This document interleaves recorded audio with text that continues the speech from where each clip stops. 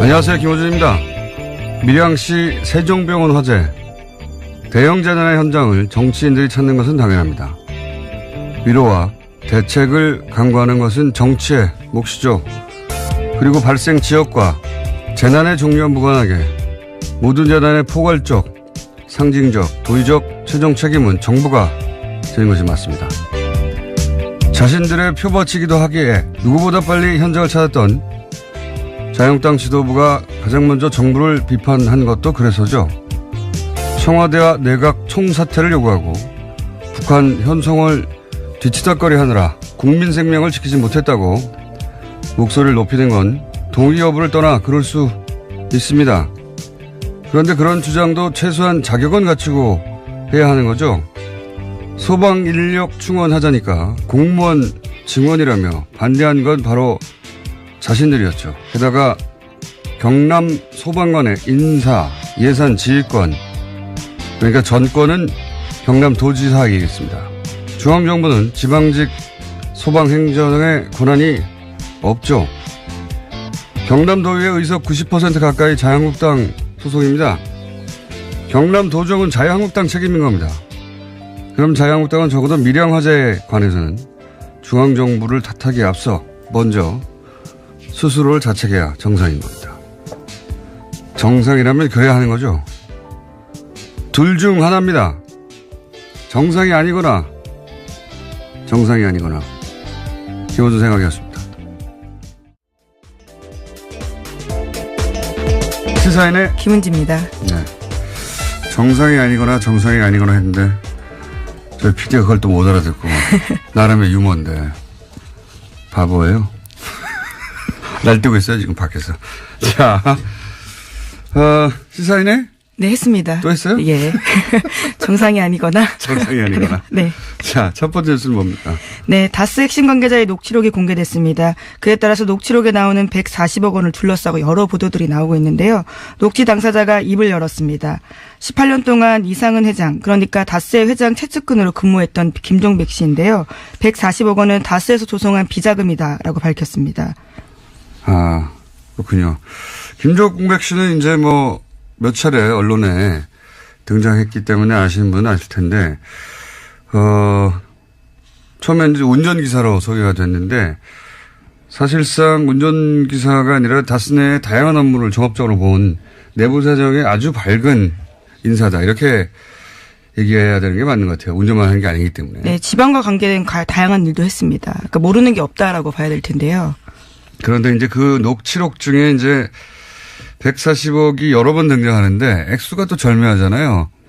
액수가 절묘해가지고 이것이 BBK로부터 회수한 투자금 140억 우리가 계속 문제 삼았던 그거라고 해석하는 언론도 있고. 왜냐하면 녹취록 그 대목은 굉장히 짧거든요. 네, 맥락을 알아야지만 알아들을 수 있는 이야기이긴 합니다. 네. 그리고 또 이제 그 녹취록 중간에 보면 그 돈을 나눠서 김재정 이상은 각각 당시 최대주 두 사람의 통장에 들어가 있었던 내용이 나오니까 이건 도곡동 땅 매각 대금이다라고 해석하는 언론도 있었고요. 근데 이제 그렇게 해석이 엇갈리니까 그 녹취록의 주인공, 그러니까 통화를 한 당사자죠. 당사자 그 김종백 씨가 그게 아니라 이것은 정호영 특검 때 나왔던 120억 플러스 그 이전에 한 20억 정도의 또 비자금이 있었는데 그걸 얘기하는 거다. 네, 당사자가 직접 밝힌 겁니다. 본인이 대화 도중에 등장했던 그 해당 부분은 그런 맥락에서 등장한 거라고 지금 이제 해설을 해준 건데, 저는 어느 쪽이어도 그 돈이 전부 이명박 전 대통령이 회수하려고 했다. 이게 핵심 키포인트라고 봐요. 그러니까 돈의 성격도 물론 중요한데 그 돈을 결국 그 돈의 주인이 결국 이명박 전 대통령이었다. 이게 핵심이죠. 예. 네, 이시영 씨를 통해서 이명박 전 대통령이 회수하려고 했다라고 김종백 씨가 해설하고 있습니다. 그러니까요. 여기서 이제 만약에 120억 플러스 120억 비자금이었다면 이제 이명박 전 대통령 횡령에 혐의를 받게 되는 것이고요. 도곡동 땅이었다면 이제 차명소유 문제가 되는 거고 BBK 140억은 대통령 권한으로 그 자기 재산을 찾으려고 공권력을 이용한 거니까 직권남용 부분. 네, 현재 수사가 진행 중입니다. 예. 어느 쪽이든 걸립니다. 특히 도곡동 땅일 경우에는 뭐 어느 쪽이나 다 마찬가지지만 결국은 그 돈이 다스에 들어갔다가 BBK 들어갔다가 그걸로 주가 조작을 했기 때문에 이제는 이제 주가 조작의 혐의까지, 예. 어느 쪽으로든 다 걸린다. 예. 어쨌든 그런데 김종백 씨는 이 녹취의 주인공 김종백 씨는 그 돈은 120억 플러스 120억 비자금을 의미하는 대화 속에 등장하는 거였다. 네, 120억 플러스 20억. 20억. 예. 예. 자, 결국은 이 대목은 뭐 검찰이 밝히겠지만 어느 쪽이든 간에 이명박 전 대통령에 치명적으로 작용할 건 동일합니다. 주인이 본인인 정황이 나왔으니까요. 그리고 이제 김종백 씨 본인도 이제 관련 인터뷰를 했더라고요. 네, 어제 MBC와 여러 가지 이야기들을 했는데요. 언론에 정확하지 않은 정보들이 나가기 때문에 그에 대해서 자신이 밝히겠다라는 입장도 이야기했고요. 뿐만 아니라 비자금이 제대로 밝혀졌으면 좋겠다라면서 여러 가지 이야기들을 했습니다. 이동영 씨가 다스의 한 18년간 이상은 회장의 기사이자 그리고 다스 내부에서도 여러 보직을 맡아서 사실상 내부자인데 이렇게 이제 양심 선언을 하게 된 이유 중에 하나는 이동영 씨, 그러니까 이상은 회장의 아들 이동영 씨가 리베이트 관련한 불법 행위가 드러나자 그걸 뒤집어 쓰라고 요구하자. 예. 그건 못하겠다고 도저히 아무리 내가 오래 근무했어도 그렇게 해서 사실은 이런 녹취들이 만들어지게 된 거라고 하죠. 예. 예, 앞으로의 근거를 위해서 만들어놨다라고 하는데요. 이제 어마어마한 이 사항들을 이제 내부 고발하게 된 거죠. 그렇죠. 예. 자, 그렇습니다. 그 140억 관련 언론들이 하도 많이 등장해서 해설 한번 해드렸고요. 자, 다음 뉴스는요. 예, 지난 25일 밤 검찰 수사관들이 영포빌딩 지하 2층을 압수수색했습니다. 영포빌딩은 이명박 전 대통령이 1991년부터 소유하다가 2007년 자신의 재산을 기부해서 만든 청계재단에 넘긴 건물입니다. 서울중앙지검에서 압수수색했는데요. 현재 서울중앙지검은 140억 원을 돌려받는 과정에서 이명박 전 대통령의 직권남용이 있었는지를 수사하고 있는 팀입니다. 당시에는 빌딩 내 다스 사무실과 청계재단에서 근무하는 다스 직원 책상만 있었고요. 그래서 지하 2층 존재는 전혀 알지 못했다라고 합니다. 그렇군요. 거기서 중요한 건 이제 BH 청와대 블루하우스를 뜻하는 거죠. 그리고 다스라고 적힌 상자가 여러 개 나왔고. 네, 40상자 분량이나 나왔다라고 합니다. 그리고 거기에 이제 문서의 내용은 모르겠지만, BBK 관련 보고라든지 뭐 LK뱅크 관련 문서 같은 게 나왔다는 거잖아요. 네, 네. PJ 진술조서라는 것도 있다고 하는데 PJ는 김백준 전. 씨겠죠. 예. 네. LK뱅크는 하도 이름이 많이 등장해서 이름 다 알 필요 없다고 말씀드렸는데 LK뱅크는 소위 BBK의 이제 지주회사 격이고요. 이 문서들을 다 복원하고 있었다면 아마도 애초에 재판이 계속 진행됐으니까 재판 때문에 복원했던 것 같고 그리고 이 관련 문제가 이후에도 불거지면 방어하기 위해서 자기들 논리상 필요한 자료들이 있어야 하니까 그래서 남겨둔 게 아닐까. 그런 다음에 청와대에 들어간 이후에 돈을 돌려받고 다 소각해버렸어야 하는 건데 예. 방심했던 것 같아요. 제가 보기엔. 전혀 이곳을 누가 알 거라고 생각을 못했던 것으로 보이는데요. 거기서 뭐가 나올까요? 예. 예, 물론 MBC와의 통화에서 이명박 전 대통령 측근은 BBK는 기본적으로 그 당시 예전에 있었던 일을 정리하는 거지 그 이상 아니다라고 부인하고 있습니다. 물론 뭐 일관되게 그렇게 얘기했죠. 근데 문서가 왕창 나왔으니까요. 이게 어디로 갈지 모릅니다 이제. 예. 그리고 그게 이명박 전 대통령의 사설 창고에서 나왔다는 점이 굉장히 또 중요하죠. 예. 나는 모른다고 할 수 없게 된 장소 자체가. 자, 다음 뉴스는요. 예, 지난주에 잠깐 언급한 적이 있는데요. 검찰이 이명박 전 대통령을 피의자 신분으로 전환했다라고 합니다. BBK 주가 조작 피해자들이 이명박 전 대통령을 직권남용으로 고발한 지 106일 만이다라고 합니다. 피의자 신분이 됐군요. 지난 금요일 날 잠깐 제가 얘기했는데. 예, 아침에 속보로 떴었는데 제가 속보를 체크를 못해서 가지고 죄송합니다. 예. 죄송할 것 같죠. 자. 예. 6시 이후에 나온 뉴스라서. 제가 얘기했는데. 예. 자, 다음 뉴스는요? 네, 이명박 전 대통령의 친형 이상득 전 의원이 지난 26일에 검찰에 출석했습니다. 국정원으로부터 불법 자금 1억 원을 받은 혐의인데요. 하지만 건강상의 이유로 4시간 만에 돌아갔습니다. 아침에 휠체어 타고 나왔는데 4시간 만에 돌아간 겁니다. 이분뿐만 아니라 이상은 회장, 현 다스 회장도 아프실 예정인 걸로 저는 알고 있습니다. 네. 그리고 다스 자체도 아프실 예정인 것으로 저는 알고 있고요. 다스가 어떻게 아픕니까? 다스도 아프실 예정인 것으로 고위부도 뭐 이런 얘기도 나오고 있고 예. 비자금 옮기는 거 아니냐 뭐 이런 얘기도 나오고 있고 다스도 다스 회장님도 다 아프실 예정이고 이상득 전 의원 이명박 전 대통령 형님도 이미 아프신 상태였죠. 네, 혐의를 부인하면서 건강 때문에 조사받을 수 없다라면서 철수했습니다. 앞으로 계속 아프실 예정일 거예요, 관계자들이. 자, 다음 뉴스는요. 네, 군 사이버 사령부가 온라인 블랙리스트를 만들었다. 그리고 관리했다라고 오늘 아침 한겨레 신문이 보도했습니다. 네, 정확히는 한겨레 21 보도인데 한겨레 신문에 나온 겁니다. 레드펜이라는 작전면을 썼다고 하는데요. 이명박 정부의 비판적인 인터넷 사용자 등의 대상이었다라고 합니다. 이거는 제가 전문 분야입니다. 이게 무슨 의미냐면 사이버사 혹은 뭐 국정원 이런 곳에 정부를 비판하는 아이디 블랙리스트가 있었다. 이게 무슨 의미냐면 이렇게 활동합니다. 저는 오랫동안 봐왔던 행태인데 이제 온라인에서 정부를 비판하는 사람들이 있잖아요. 한두 명도 아니고 몇만 명이죠. 그 중에서 이제 열심히 하는 사람들이 한 10,000명 정도 있다고 칩시다. 뭐 개인들 중에. 어떤 사람들은 포털 게시판에서 적극적으로 활동할 수도 있고 어떤 사람들은 뭐 자신이 잘 가는 커뮤니티 게시판에서 활동할 수도 있고요. 뭐 SNS나 페이스북 같은 데서 자기 의사를 밝힐 수도 있고요. 그런 개인들을 뭐 몇만 명 단위로 이제 아이들 수집하는 거예요. 그리고 나서 그 사람들이 예를 들어서 포털의 게시판에 글을 써요. 그러면 그 사람이 글 쓴 것을 향해서 득달까지 달려갑니다. 댓글을 달아요. 다시 방어하는 내용들을 쓴다라는 그렇죠. 거죠. 그 사람을 따라다니는 거예요. 그 개인을. 자기가 잘 가는 커뮤니티 글을 써요. 그럼 득달같이 달려가서 댓글을 쓰거나 비판을 해요. 그러니까 그 사람은 개인이잖아. 저쪽은 부대고. 그죠? 저쪽은 조직이고 이쪽은 개인인데 그 개인이 그걸 대응하느라 신경을 쓰고 에너지를 쓰고 하다 보면은 괴롭잖아요. 그렇게 의욕을 혹은 활동을 위축시키는 겁니다.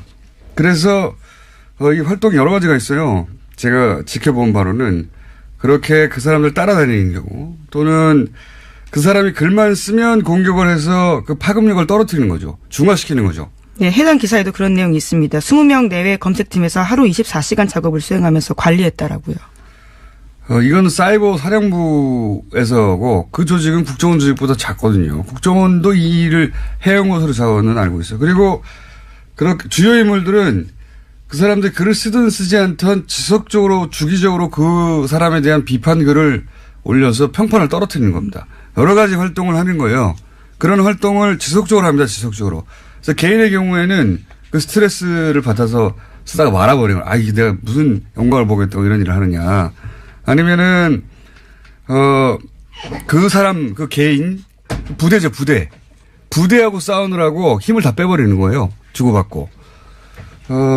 뭐 그런 행위를 해가지고 전체적으로 그런 사람 쓰는 사람들을 평판을 떨어뜨리고 위축시키고 파급력을 떨어뜨리는 일들을 해왔죠. 네. 자, 오늘은 저희가 긴급 인터뷰를 준비해서 마지막 뉴스 짧게 하나 정리하고 넘어가죠. 네, 안철수 국민의당 대표가 어제 이상돈 전당대회 의장에게도 당원권 정지 징계 처분을 내렸습니다. 이에 따라 바른정당 통합 의결 전당대회 진행 방식에 시선이 쏠리게 되는데요. 안 대표는 이 의장을 포함해서 현역 의원 16명 등 총 179명에게 징계를 내렸습니다. 이 징계의 목적은 말이죠. 처음 이 징계를 하겠다고 나왔을 때부터 뜬금없는 거였거든요. 왜냐하면은 이분들은 다 다른 당 만들어서 나간다는 거잖아요. 이분들을 당원권 정지를 시키는 게 무슨 의미가 있습니까? 그렇죠? 이 징계의 유일한 목적은 이상돈 의원의 사회권을 뺏는 거였어요. 전당대회에서. 예. 네, 어쨌거나 명시적인 주 이유는 창당 발기인데 참여라고 하는데요. 이상돈 의원은 여기에 이름을 올리지 않았다라고 합니다. 유일한 목적은 이상돈 의장이죠. 의장. 예. 전당대회 의장의 사회권을 뺏는 게 목적이었지 나머지 분들은 다 의미 없는 겁니다. 178명의 명단은. 그래서 저희가 모셨습니다. 예. 이상돈 의원을 저희가 처음으로 스튜디오에 직접 모셨습니다. 자, 지금까지 김은지였습니다. 감사합니다. 네, 바로 이어가겠습니다. 안철수 대표가 179명 징계했는데 전당대 의장 이상돈 의원도 포함돼서 저희가 직접 모셨습니다. 안녕하십니까? 네, 안녕하세요. 네, 처음 뵙습니다. 네. 네, 전화만 하다가 네. 반갑습니다. 네. 징계를 당하셨어요? 뭐 징계 당해도 뭐 당한 기분도 안 나고요. 뭐 관심도 없습니다. 제가 방금 179명 징계는 결국 그 타겟이 전당대 의장인 의원님이라고 제가 해석을 했는데 어떻게 보십니까? 뭐 그런 면도 있지만요. 처음부터 당교를 바꿔서 그야말로 새벽 6시부터 뭐 20세 전국 20세곳에서 투표를 하고 밤 9시에 뭐 인터넷 뭐 화면 중계를 해가면서 전당대회 한다는 아주 그냥 초현실적인 전당대회를 한 것은 다 어찌 보면 그 전당대회 의장이 저이기 때문에 시작한 측면이 많다고 봅니다. 그렇죠. 네. 전당대 의장으로서 이제 사회권을 가지고 계신 분인데, 이 통합에 대해서 부정적이라서 혹시 전당대를 본인들이 원하는, 통합파가 원하는 뜻대로 안 될까봐 어떻게든 사회권을 뺏고 싶은데 그러면 명분이 있어야 하는데, 예, 이 명분으로 이걸 사용한 게 아닌가 뭐 이렇게 해석되는데 그 외에도 사회권을 제약하기 위해서 조치를 많이 했죠. 그렇죠. 사실은요. 제가 보기에는 이번에 바뀐 당규에 따라서 전당대회를 진행을 할 수가 없는 것은 저는 솔직히 이건 내가 할 수 있는 게 아니다 이렇게 생각을 했습니다. 그리고 또 하나는 이제 이번에 신당을 추진하는 쪽에서 특히 실무진 쪽에서도 이제 어떤 몇몇 의원은 이거 흥분해 가지고서 우리가 전당대회에서 저지해야 된다는 저지파가 있었어요. 저지파. 또 한쪽에서는 아우 저거 이제 우린 저기랑 이제 안 된다. 그래서 창당파가 있었는데 저는 오히려 이 저지라는 것이 우리가 제가 의장이냐 안 되는 걸 상대방이 뻔히 알기 때문에 온갖 술수를 할 것이다. 그렇게 되면은 그야말로 초현실적인 전당대회가 될 것이다. 그래서 저는 창당을 빨리 준비해야 된다. 저지한다 믿고 있으면은 이제 시간에 쫓긴다. 이렇게 그런. 박 전 대표는 처음에는 저지할 수 있다고 생각하셨던 것 같아요. 그죠? 그런데 박지원 대표는 뭐 이 정치를 꿰뚫어 본 분 아닙니까? 근데 다만 처음부터는 저지를 한다고 이렇게 해놔야만 저쪽에서 이제 온갖 무리수를 온갖 뭐 이상한 일을 벌이지 않겠습니까? 새벽 6시에 시작하죠. 네. 그러니까 처음 들어봤어요. 새벽 6시. 근데 할 필요가 없어진 거죠, 이제 완전히. 새벽 6시. 네. 새벽 6시에 이 전당대회 누가 참석할지 모르겠는데 새벽 6시에 시작하고. 네, 근데 그 부분에 대해서는 그렇게 우리가 웃기만 할 수 있는 것은 아닙니다. 이게 아무리 정당의 자율성을 존중한다 그러지만은 당원 당규로 어떤 정하는데 한계 있지 않습니까? 정당법이라는 게 있습니다. 그 법의 일반 원칙이 있고 그래서 이제 이번에 가처분 신청된 것도 그런 부분이죠. 그래서 과연 법원이 뭐 이런 것까지 정당의 자율권을 인정해 줄 것인가. 뭐 이건 도저히 눈뜨고 볼 수 없다 그래서 어떤 판결을 할지. 다만 이제 어차피 이제 이 탈당 어차피 이제 창당에 나가는 거니까 그 되어 있지만은 법원으로서는 이번에 한번 정당의 자율성에 대해서 유권적인 판단을 할 필요가 있다고 봅니다. 그 당원들 자격, 그러니까 소위 모집단을 줄이기 위해서 당원들 자격을, 뭐랄까요, 의도적으로 이렇게 모집단을 줄여서 뭐 전화 통화도 많이 하고 했다고 얼핏 들었는데 무슨 일이 있었나요? 당원들 그 대표 당원으로 등재됐던 한 10,000명 이상 되는 것 같다가 다 전화해서 뭐 전화가 안 되면 연락 분통 같은 거에서 뭐 배제한다든가 또 심지어 좀 성향이 안 맞는 것 같으면은 뭐 왜 당별이 안 됐느냐 뭐 등등해서 뭐 그런 일을 굉장히 애 많이 썼죠. 그야말로 고생했습니다. 그래서 한 10,000명이 한 5,000명 이하로 줄었다면서요? 네, 그렇다고 그래요. 네. 그렇다고 해도 이제 과연 3,000명 정도가 이렇게 나올 것인가 하는 것도 그렇고, 제일 어저께 당무회의도 철저하게 비공개로 해서 솔직히 뭐 몇 명이 많이 좀 몰라요. 정권, 이제 의장직을 수행하지 못하게 되시는데, 근데 의장직을 수행하셨다 하더라도 그 보통 사회권이라는 게 이제 처음에 시작을 선언하고 종결을 선언해야 되는데 시작과 종결을 선언하지 않아도 되는 걸로 바꿔놨다면서요. 근데요, 뭐, 저도 그 상세한 건 다 보지도 않았어요. 뭐, 어차피 그건 되지 않을 거니까. 그 완전히 그 사회 보면 그 바보 되는 거 아닙니까? 솔직한 얘기로. 23명에 뭐 화면 보고서 이게 뭐, 나 그런 게 해본 적도 없고. 전국 23곳에 이제 네, 중계하는 뭐, 그 화면 보고 물어보고 내가 그 짓을 어떻게 합니까? 그러니까, 그리고 나는 이게 전당대회까지 창당이 이렇게 진행될 거라고 생각을 했지만 그 내 성격 같아서는 처음부터 이제 이건 난 이거 못한다고 당결 바꿨을 때 이제 그렇게 발표한 것도 방법이었지만은 막 이런 전략적 고려 때문에 제가 계속 침묵을 했던 거죠. 지금 의장단 중에는 의장이신 의원님도 당원권이 정지됐고 부의장인 유영애 의원도 징계받았고 이제 남은 게 부의장이 이영호 의원인데 네. 이분은 소위 중재파죠. 네, 그러나 뭐 지금 중재파라고 이제 분류되는 의원들도 뭐 똑같이 행동하기는 좀 어려울 것 같습니다. 그 중에서 제가 보기에는 뭐 다수는 우리 민주평화당으로 아마 합류할 것을 보고 있습니다. 네. 민주평화당이 처음에 창당할 때 뭐 14명이다, 15명이다. 지역구 의원은요. 네. 이런 얘기가 있는데 그 중에 이제 비례대표 의원 3분이 이쪽 합류를 선언했는데 출당을 안 해주는 문제 가지고 계속 얘기. 네, 그렇죠. 그 문제는 어차피 좀 창당하고 나서 꽤 오래 갈 겁니다. 그 문제가. 갈 것이고 제가 보기에는 현재 어저께 이름 올린 지역구원이 14명이고 예.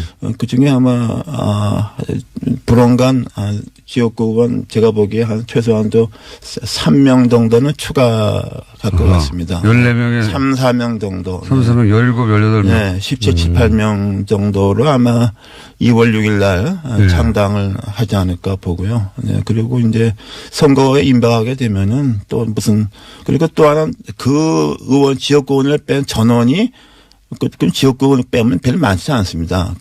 통합당을 가느냐 하면 또 그렇지 않고 개중에는 거기서 이탈을 해서 무소속으로 잠시 남겠다는 지역구이 있기 때문에 진짜로 순수하게 이렇게 안철수 대표와 같이 할 지역구는 뭐 5손가락도 안 된다고 봅니다. 네. 5명 정도. 5명도 안 된다고 봅니다. 지역구원에서는. 네. 지역구원에서는 너무 적네요. 그거는. 그러니까 오산을 했던 것이죠. 처음에는 처음부터 그런 얘기 했어요. 이렇게 하게 되면은 박지원, 정동영, 천정배 의원들은 하고 몇 명은 탈당하지 않겠냐. 30명 정도 나가겠지. 예. 그렇게 말하고 다녔어요. 내가 그 사석에서 들은 얘기 하면 나가 다 빠질 거예요. 그럼 하나만 해서 조금만 자빠지게 해주세요. 천천히 다음 질문하세요. 사석에서는 몇 명 나가겠냐. 그렇게 생각했던 거죠. 그리고 창당을 쉽게 할 수 있겠느냐. 근데 저는 그렇게 보지 않았어요. 왜냐 그러면은 우리 호남 의원들이 4선 의원 그러는데 4번에 당선될 때마다 당적에 다 다른 의원들이 몇 명씩 있어요. 그래서 예. 이건 별로 아무것도 아닌 그러니까 중요한 게 뭐냐면 우리가 호남 정치의 본질을 알아야 됩니다. 전혀 몰라요. 안철수 대표 전혀 모르죠. 전혀 몰라. 아무것도 몰라요. 정치에 대해서. 호남을 모르뿐더러 정치도 모릅니다. 정치도 모른다고 생각하죠. 네, 그렇습니다. 네. 그래요. 그런데 정치를 모른다고 이제 평가하셨는데 이렇게까지 이제 다들 보기에는 무리수가 아니냐. 네. 물론 반대하는 분들은 무리수라고 생각하시는 분들이 많을 거고 반대하는 분들이 아니더라도 이거 굉장히 무리한 부분이 있다라고 생각할 텐데 왜 이렇게까지 무리를 하는 걸까요? 글쎄요, 저도 대충 들은 얘기인데 대통령 된다는 그렇게 믿음을 준 사람이 몇 명 있었던 것 같습니다. 이렇게 해야지. 뭐 말하자면 보수표를 얻어야 된다. 왜냐하면 지난번 대선에서 중간에 그 모드가 바뀌었잖아요. 그것도 그 당시 뭐 대충 뭐 컨설턴트인지 뭔지 아는 사람들이 뭐 그런 아이디어를 줬다 그래요. 중도 보수 쪽을 잡아야 된다. 뭐 그런데 그것도 맞는 말인데 한번 생각해 보세요. 그 변호사한테 가서 자기 법률 문제 고민하면은 그 변호사가 당신이 가망 없으니까 돌아가라고 합니까? 나한테 돈 많이 주면 이게 해준다 그래요. 컨설턴트는 다 그런 거 하는 사람인데 그 말 믿고 따라가 다니는 사람이 문제가 있는 거죠. 저는 그렇게 봅니다. 그리고 지금 이제 호남 베이스로 대권이 어려우니까 뭐 그렇지 않겠나 하는데 그건 뭐 황당한 꿈이라고 생각하죠. 네. 왜 황당한 꿈이라고 생각하십니까? 현실성이 아닙니다. 보수에서 뭐 그렇게 보수 만만하게 보는 거 아닙니다. 절대로 그렇지 않아요. 지난번 대선에 봤잖아요. 내가 그때 대선 때 내가 창당을 했습니다. 비문연대 반문연대 절대로 안 된다. 한국의 보수는 뿌리가 깊다. 가로가도 모르가도 25%는 나온다 말이야. 그거 다 맞잖아요. 네. 그 안철수 대표는 지금 호남만으로는 이제 다음 대권도 어렵다고 보고 조금 그 상처를 입더라도 호남의 일부 이제 중진 의원들은 떨궈내고 그리고 보수하고도 손을 잡고 그래서 가운데서 이렇게 새를 부르려고 하는 그런 의도였던 것 같은데 생각보다는 많이 떨어져 나가고 있고 그리고 의원님 보시기에는 보수도 그렇게 손쉽게 손잡아주지 않을 것이다 이런 말씀이십니까? 아 그렇죠. 그리고 처음에는 이거 뭐 동서화합으로 모두를 잡았잖아요. 그 이원주 의원이 뭐 화개장터에서 유승민 안철수가 만나서 동서 영원한 화합한다 그랬는데 지금 돌아가는 형상은 유승민 대표는 뭐 자기 뜻과는 다르게 TKU에서는 배신자로 찍혀 있지 않습니까? 그 안철수 대표는 완전히 호남을 배신한 정도가 아니라 뭐 욕보인 사람으로 돼 있잖아요. 이 영원함이 화합이 아니라 뭐 영원한 배신자의 화합돼 버렸잖아요. 그러니까 무슨 시너지 효과가 나옵니까? 나 이게 뭐 얘기가 안 되는 거예요. 그래도 유승민 대표 입장에서는 사실은 당이 위기에 처했는데 이 정도면 아주 큰 이익이 남는 결합 아닙니까? 예. 저는 정의당이 비가죠. 육석 가지고 황당당한 자기 철학을 내지 않습니까? 나는 유승민 대표에 악수를 뒀다고 봐요. 그리고 그쪽에서는 안철수 대표가 뭐 취약하니까 또 뭐 따라오는 의원도 뭐 비례 의원밖에 없으니까 자기들이 당을 장악한다고 보는데 그 오산입니다. 요번에 봤잖아요. 당무회의가 뭐고 의원은 없고 이른바 무슨 비의원 무슨 위원장 등등등에서 안철수 열성파들이 있지 않습니까? 막무가내. 거기 다 가잖아요. 난 유승민 대표나 하태경 의원이나 그거 감당하기가 만만치 않다고 봐요, 저는. 그 안철수 대표를 지지하는 지역구 원외위원장이나 원외위원장, 당무위원회 다수 등등 지역위원장. 그건 이제 합리적인 그 대화 논리가 안 통하는. 그럼 그분들이 다 이렇게 통합당에 가면은 이제 조금 있으면 유승민 대표도 쫓겨납니까? 유승민 하태경 한번 당해봐야죠. 나는 거기서 오산한 거로 봐요, 나는. 굉장히 기뻐하시는 것 같습니다. 나는 기뻐하기보다 나는 유승민 대표에 대해서 안타까운 심정을 갖고 있고 저는 그러나 또 이혜우 의원 통해서 몇 번 워닝을 줬는데 뭐 자기가 그대로 갔으니까 뭐. 그 비례대표 출당 문제는 어떻게 될까요? 지금 의원님은 출당을 요구하는데 안철수 대표는 절대 안 된다고 하고 있잖아요. 네. 그래서 뭐 그건 저나 저 혼자 문제만이 아니고 뭐 최소한도 박주현 장정석 의원 외에 그 외에 한두 명 더 가능성이 있습니다. 아, 그래요? 뭐 대충 짐작하시는 분이 있을 거예요. 네. 그 중에 한 분은 상당히 상징적 의미가 크죠. 아마 그것은 아마 그 신당에서 민주평화당과 공식적 요구를 할 테고 조금 시간이 걸리겠죠. 그러나 뭐 저는 그때 거기 뭐 창당 이런 거 할 때 우리 비례의원 문제는 고려하지 말아라. 그거 고려하면 안 된다. 그래서 그 개문발차라고 그게 되지 않습니까? 그리고 뭐 저는 개의치 않아요. 뭐. 개의치 한다는 거는 그렇게 이제 당 소속은 새로운 통합개혁신당인가요? 그 통합개혁신당 소속이 되실 텐데 거기에서 계속 이렇게 안철수 대표에 대한 비판의 목소리를 내실. 아니 뭐 제가 그렇다고 해서 뭐 사실상 그 당원도 아닌 상황이니까 뭐 이렇게 민주평화당에서 뭐 이렇게 뭘 활동한다는 것 그것도 우스운 거 아닙니까 사실은. 그러니까 뭐 심정적으로 뭐 좀 그쪽에 매우 가까운 심정적 무소속이 되는 거죠. 심정적 무소속. 당 소속은 공식적으로는 통합신당에 속해 있겠지만 그러면 형식적으로 통합신당. 예, 형식적으로는. 예, 형식적으로 그 소속에서 계속 그 통합신당에 대해서 비판의 목소리를 내실 수도 있겠네요. 제가 언제 뭐 대통령도 그냥 연거푸 그냥 맨날 작사를 냈는데 뭐 못할 말이 뭐 있습니까? 그쪽에서는 의원님을 놔주는 게 더 플러스 아닙니까? 글쎄 모르겠어요. 그러니까 거기에 정상적인 판단이 안 되는 집단이에요. 네. 그렇다면 이런 일이 생기지 않죠. 어떻게 국회의원이 우리나라 헌법재판소 판결에 의해서 헌법기관입니다. 개개인이. 합당형 보고는 국회의원의 당적의 변화가 생기는 걸 갖다가 의원총회 뭐 당원 단계 그까짓 게 필요도 없습니다. 그거는 기본적인 원리예요. 정당 정치, 의회 정치의 기본입니다. 의원총회 한 번 안 하고서 의원총회 반대했잖아요. 다수가. 그런 놈의 일이 어디 있습니까? 그러니까 이건 뭐 정치 집단이라고 볼 수가 없어요. 우리가 이렇게 토론하는 거 이게 입이 더러워지는 겁니다. 이게. 알겠습니다. 오늘은 여기까지 하고요. 이렇게 통합을 결국은 이제 거의 마지막 요식 행위에 가까운 전당대회 정도만 남겨두고 통합이 이루어질 것 같은데요. 그죠? 이루어지겠죠? 네. 예. 이루어질 것 같은데 이 통합을 성사시키는 데는 결국 안철수 대표의 의지가 가장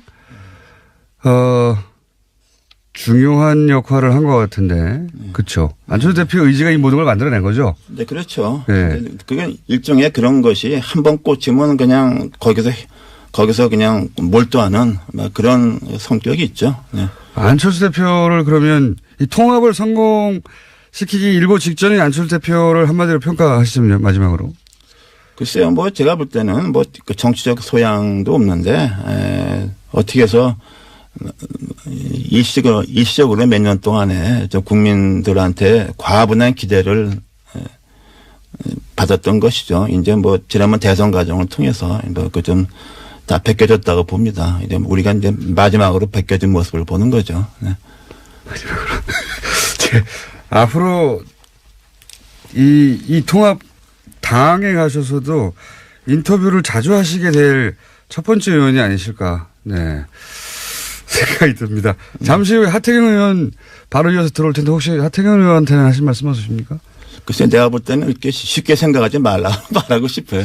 내가 하태경은 엊그저께 무슨 뭐 저하고 뭐 다른 비례하고는 좀 다르다고 생각하는데 그리고서 마치 뭐 이제 통합하게 되면 안철수 대표 빠진다고 생각하는데 저는 그건 좀 잘못된 생각입니다. 안철수 대표 뒤로 빠져 있지 않을 것이다. 저는 절대로 그렇죠. 그럴 수가 없어요. 네.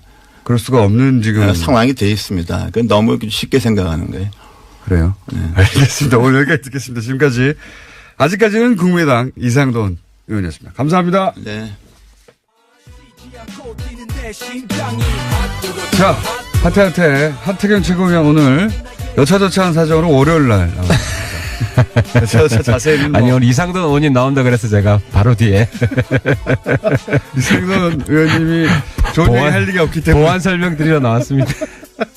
우선 이상돈 176명 징계가 이상돈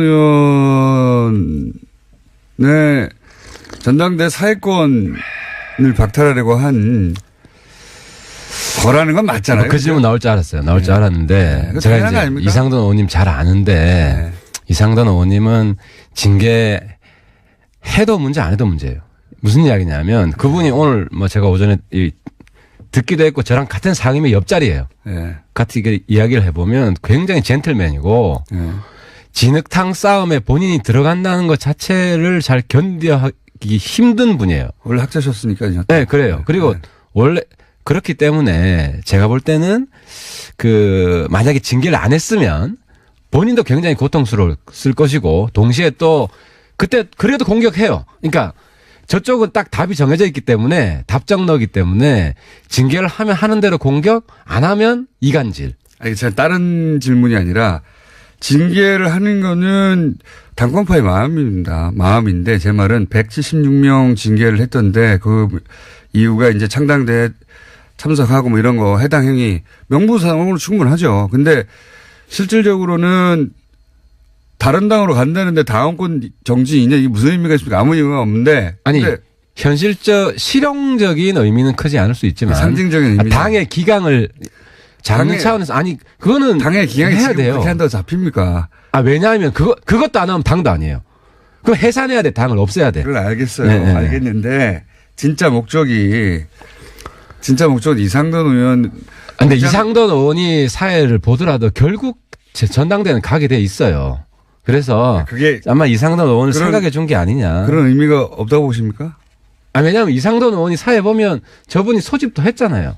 그러니까 보냐 안 보냐 엄청 그 싸움을 말려야 되고 본인은 완전히 진흙탕 싸움에 이상한 사람 되고 그러느니 차라리 해준 게 이상돈 의원 입장에서는 고맙다고 생각할 것 이상돈 같아요. 의원을 위해서 그렇게 했다. 예. 이상돈 의원 입장에서는 그러니까 서로 이해관계는 다르지만 결국은 뭐 그렇게 서로한테 해가 되는 결과는 아니다. 알겠습니다. 이렇게 실드를 치시는데.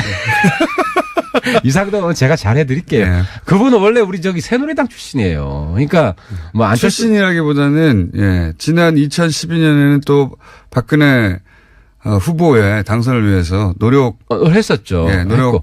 근데 무슨 이야기냐면은 하셨는데 중간에 잘못 틀어져서 그렇죠. 틀어졌죠. 네, 4대강은 뭐 이렇게 문제를 많이 삼았지만 4대강은 처음부터 반대하셨고. 다른 문제는 다 보세요. 제가 많이 배웁니다. 같은 상임위 하면서. 그래서 저희들 입장에서는 그러니까 보수임에도 불구하고 이 합당을 반대하는 것은 안철수 대표에 대해서 기본적으로 그런 자질이 없다고 판단합니다. 반안이죠. NT안이죠. 예. NT안이 NT 하나, NTU는 꼭 아니잖아요. 그래서 저희들이 NTU는 아닌 것 같고요. 예. 아니에요. 그래서 예. 하지만 하지만 같이 있는 데는 못 가겠다는 말씀이신 것 같은데. 그렇죠. 예. 못 오겠다는 것인데 그럼 출당해 줘야죠. 아니 와서 안 보면 되지 그럼. 안 보면 되지. 그리고 이제 당 안에 있다고 해서 뭐 계속 보란 이유가 보면 없고. 되지. 그러니까 지금 합당하고 나서 그 소위 이제 반대파 한 서너 분 정도를 출당을 안 하시는 쪽으로 유승민 대표도 바꿨습니까 입장을? 안철수 대표 입장 존중하기로 했어요. 왜냐하면 지금 존중하기로? 사실 우리가 지금 적전 분열할 수는 없고 솔직히 아니, 지금은 말씀드리면 그런데 내 말은 합당하고 나서 설득할 시간이 필요하다는 거지. 유승민 대표나 이해운 전 대표나 정병욱 대표나 다 잘 알잖아요. 그래서 우리도 적어도 공들일 시간이 필요하지 않냐. 그러니까 일단 합당시켜놓고 그분들 설득하다 안 되면 하다 안 되면 그럴 시간이 필요하다는 그때 거죠. 가서 지금은 다른 당이기 때문에 뭐 어떻게 이야기하는 것도 어렵지만 같은 당이 되면 같은 식구이기 때문에 같은 당 되고 나서 이분들이 가만히 있을까요? 계속 당에 대해서 뭐라고 할 텐데. 다 수용하죠. 유상돈 의원이 문제 제기하는 거 왜 수용 못 합니까? 아니 그러니까 그런 문제가 생길 것 같으니까 거기서 다 정리하라고 오라고 했는데 안철수 대표가 싫다고 하니까 안철수 대표가 싫은 이유는 또 당연하죠. 본인이 이제 사람들이 너무 많이 떨어져 나가면 저쪽이 너무 많아지니까 마이너스 통합이라는 이상돈 의원의 불만은 두 가지인데요. 안철수에 대한 개인적인 실망 이게 하나 있고 또 하나는 지금 적폐청산 기조에 적극적으로 협력해야 된다. 이게 하나 있어요. 네. 그러니까 안철수에 대한 개인적인 실망은 말 그대로 개인적인 실망입니다. 그죠? 그리고 안철수 그 향후 지도부 지방선거 끝나고 네. 이후에까지 지도부 할 가능성은 별로 없어요. 그 과도기에는 어떨지 모르겠지만 본인이 후보로 뛰거나 뭐 선대위원장을 하거나 하겠죠. 그다음에 적폐청산 우리 반대 안 합니다. 낡은 보수 청산해야 되고 문재인 정권이 적폐청산 중단해도 우리는 낡은 보수 청산 끝까지 갑니다. 그게 한국당 해산이고. 한국당 해산이요? 네. 그래서 그 부분은 이상돈 의원하고 일치합니다. 목표가. 알겠습니다. 그렇게 말씀하셔도 소용없을 것 같긴 한데요. 중요한 것은 당장은 합당하고 나서 이 반대파들 서너 분을 세 분인지 네 분일지 모르겠지만 당장은 출당하지 않을 것이다. 않을 것 같다. 않습니다. 예, 네, 우리가 못한다. 공들일 시간이 우리한테 필요합니다라는 말 다시 한번 반복합니다. 그래서 어떻게든 설득해서 같이 가도록 해본다. 네, 그렇습니다. 예. 쉽지는 않을 거라고 저는 전망하고요. 안철수 대표가 본인은 당대표 안 한다고 그랬는데 유승민 대표가 같이 공동대표 하자고 하는 상황은 어떻게 정립니까? 그 부분이 숙제입니다. 숙제인데. 안철수 대표는 왜 공동대표, 유승민 대표는 공동대표를 하자는 이유는 알겠어요. 예. 이 통합된 이 당의 결국은 그 힘은 두 직전 대선 후보 인지도와 또 그 이미지에 달려 있는데 한 분이 빠지면 어떻게 되느냐. 최대 효과를 내자면 같이 가자. 이 제안을 알겠는데 안철수 대표는 어떤 이유인지는 저로서는 짐작은 가나. 왜 대표 안 하겠다? 예. 안철수 대표는 지금 공동대표 안 하겠다는 거잖아요. 왜냐하면 이미 백의종 군 선언했잖아요. 아니 뭐 선언했다가 뒤집은 게 한두 번입니까? 제 말은 아니, 못 이긴 척 하면 우리 되는데. 바른정당은 뒤집길 원해요. 예. 우리가 많이 이야기를 했는데 근데 이게 어떻게 돼가나요? 그러니까 이제 국민의당 내부 사정인데 지금 국민의당에는 그까지 생각할 겨를이 없다. 전당대회를 성공적으로 치러야 되기 제가 보기에는 때문에. 말이죠. 지방선거 때 이 새로운 당이 예를 들어서 지자체장 뭐 광역단체장 정도를 지금 당선시킬 수는 없지 않습니까? 현실적으로 그죠? 아니 안철수 대표는 둘 중에 하나잖아요. 선수로 뛸 거냐 감독이냐. 네. 지방선거에. 네. 둘 중에 하나로는 뛸 거예요. 그러니까 대표가 백의정부 아니면 바로 선수로 뜁니다. 그러니까 뭐 예를 들어 선수로 뛰게 해야 됩니다. 우리 입장에서는. 서울시장 어디든 간에. 후보가 되거나 아니면 공동 당대표가 되거나 어디든 간에. 둘 중에 하나는 할 것이다. 그래서 저는 안철수 대표는 반드시 지방선거에 투입해야 됩니다. 그래서. 그러면 당대표보다는 지자체장으로 나가는 게 낫다고 보십니까? 당연하죠. 근데 유승민 선거에 대표는 뛰어야죠. 같이 대표하자면서요. 그러니까 과도적으로 일단 처음 출발할 때 얼굴이고 안철수 대표는 바로 저는 선거 예비 후보 등록일이 3월 초입니다. 그래서 어디로 뛰어야 됩니까, 안철수 대표는? 그건 상의를 해봐야죠. 그건 우리도 전략이 있어야 되기 때문에 그건 내부에서 우리 합당이 되면 전체 전략을 공유를 해야 되고. 지방선거에서 한국당하고 예를 들어서 특정 지역에서 단일 후보 연대 이런 거 가능합니까? 없습니다. 하지만 박지원 당하고는 합니다. 할 수 있습니다. 그러니까 이 부분이 중요한데. 박지원 당이라고 굳이 꼭 항상. 그러니까 이제 저기 호남 친박개혁당 하고는 할 수 있습니다. 이름도 정해졌는데 말씀해 주시죠. 왜냐하면 민평당이죠. 민평당은 할 수 있습니다. 왜냐하면 원래 선거연대 하자고 했고요. 그분들하고 하자고 했고 이제 거기서는 안 할 것 같아요. 저는 꼭 그렇지는 않을 거라고 봅니다. 그래요? 예. 또 우리 최고의 책사기 때문에 민주당이 해주겠습니까? 민주당이 전남지사 후보 하나 내주겠습니까? 박지원 전남지사 하라고. 저는 민평당의 상대적인 강세 지역은 호남인데 딴 데는 후보 내기가 쉽지 않잖아요. 호남인데 호남에서는 민주당이 지금 압도적으로 1등합니다. 그런데 무슨 후보를 양보하겠습니까? 그러면 결국 우리한테 손을 뻗게 돼 있습니다. 그래서 좀 아름다운 이별을 하시라. 그리고 아름다운 이별 다 끝장났어요. 아니 이제. 이게 지금 계속 지금 문제가 절이 싫으면 중이 떠나라. 근데 떠나야 될 중이 누구냐 이거였잖아요. 근데 박지원 대표 쪽이라는 게 확실해졌기 때문에 이제는 그렇게 하고 그러면 출당시켜 주죠. 우리랑 선거 그러니까 자꾸 비례를 볼모로 해서 하는 것은 비례를 볼모로 한 건 지금 안철수 대표 쪽이죠. 그러니까 비례가 안 나. 그분들은 사실 출당 드릴 수 있죠. 지역구 분들은. 근데 지역구 지금 말고 비례대표 아름다운 이별 그러니까 하자면서 이제 비례는 조금 시간을 주시라는 거고. 아름다운 이별 하자면서 이쪽만 원하는 건 다 가져가잖아요. 그럼 선거연대 끝나고 지방선거 끝나면 또 빅뱅이에요. 그렇죠. 그때가 제일 큰 또 빅뱅이기 때문에 민평당 분들 중에 저는 민평당 분들도 두 판은 아닙니다. 민주당에서 허용해 주는 사람과 불허하는 사람. 뭐 어쨌든 민주당 쪽하고도 열심히 갈라치기 하시고요. 그러니까 그건 그렇게 될 수밖에 없어요. 그러니까 이제 우리 공장장님께서는 자꾸 이제 안 공격, 안은 지방선거 나가면 이제 정리됩니다. 정리가 된다는 거는 지방선거에서 떨어지고 나면 떨어지는 게 아니라 유승민 파이 되는 겁니까? 그리고 다시 크죠. 안 대표는 이번에 바른정당 지지층한테는 굉장히 인기를 많이 얻었어요. 그러니까 바닥을 쳤고. 하태경 의원입니다.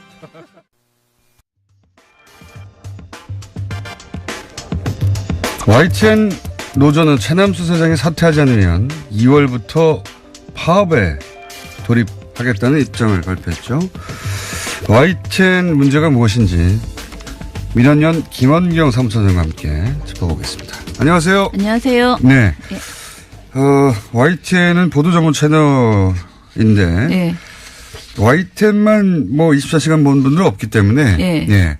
YTN에서는 또 무슨 문제가 있을까? 네. KBS나 MBC의 문제에 대해서는 사실 접하는 경우도 많고 또 언론도 보도를 많이 해서 어떤 문제인지 대충 이해하시는 분들도 YTN은 무슨 문제고 최남수 사장의 문제는 뭔지 잘 모르시는 분들이 많아요.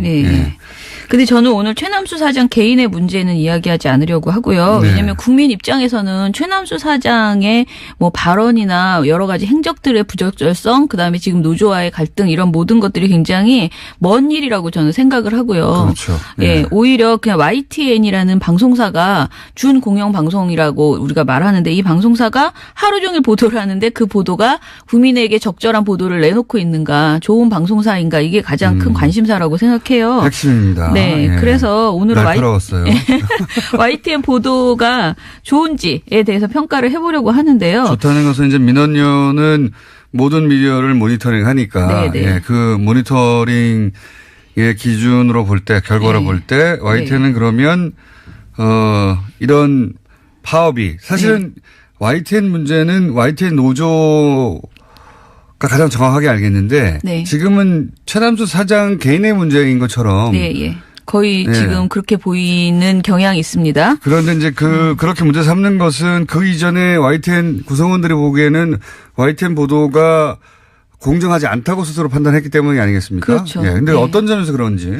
일단 저희가 그러니까 6개월 정도 YTN과 연합뉴스 TV의 저녁 종합뉴스를 지상파 3사와 종편 4사 저녁 종합뉴스랑 같이 비교해서 보고서를 내본 적이 있어요. 네. 6개월 정도 했는데 이때 당시 내린 결론이 종편이나 MBC에 비해서 이건 MBC. 예전 MBC. 과거의 MBC 요. 에 비해서는 그래도 YTN이 기계적 균형을 지키더라. 그리고 아주 심각한 문제 보도는 별로 없더라라는 것이었어요. 그래서 저희가 노력 대비 너무 본전 뽑기가 어려운 것이 YTN 아, 그렇군요. 네, 감시였어요. 종편은 사실은 뭐 하루에 금강이죠, 금강. 하루에 한 건 이상은 문제를 네. 터뜨리는데 네. YTN은 그렇게 종편처럼 극단적으로 편향된 네. 문제점을 찾기는 예, 그렇게 노골적인 보도는 별로 없었어요. 그렇게까지 노골적이지는 예. 않았다. 근데 이제 그렇게까지 노골적이지 않은 게 더 무서울 수도 있습니다. 맞습니다. 그게 네. 문제인데요. 이게 그리고 국민에게 많이 인식돼 있는 게 YTN은 그래도 공정하다라는 생각이 좀 있거든요. 스트레이트하다 뭐 이런 거죠. 네, 그렇죠. 그런데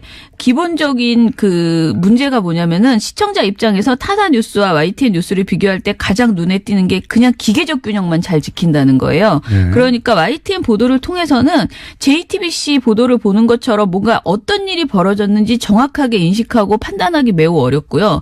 그냥 말씀하신 것처럼 스트레이트 보도를 통해서 딱 반반의 의견, 계속 여러 가지 사안에 대한 반반의 이야기들만 전해주고 있다라는 것이고, 뉴스가 정말 해야 되는 의제 설정 기능이나 철학, 무엇을 전하겠다라는 생각이 거의 없는 거예요. 그래서 저는 무색무미, 무취한 보도다. 저는 그것이 YTN의 보도 철학일 수도 있어요. 네네. 보도 철학일 수도 있는데 저는 모니터링을 뉴스를 이제 거의 매일 하게 되니까. 네. 근데 YTN을 보면서 제가 느낀 가장 근본적인 문제점 뭐냐면 의제 설정입니다. 네. 어떤 뉴스를 어떤 각도에서 보도하기로 결정하고 뉴스를 다루느냐. 네. 그 의제 설정을 어떻게 하느냐. 그 다음이 양쪽을 다 같이 보도하느냐. 네. 양쪽 뭐 여야든 그렇죠. 진보 네. 보수든 그 다음에 나오는 건데 이 의제 설정이 기본적으로 틀어져 있죠. 보수가 설정한 의제를 뉴스에 꼭지로 담는 경우가 그렇죠. 거의 대부분입니다. 예, 예. 최근 사례를 제가 하나 그래서 가지고 왔는데요. 이것부터가 저는 틀어져 있다고 네. 생각하거든요.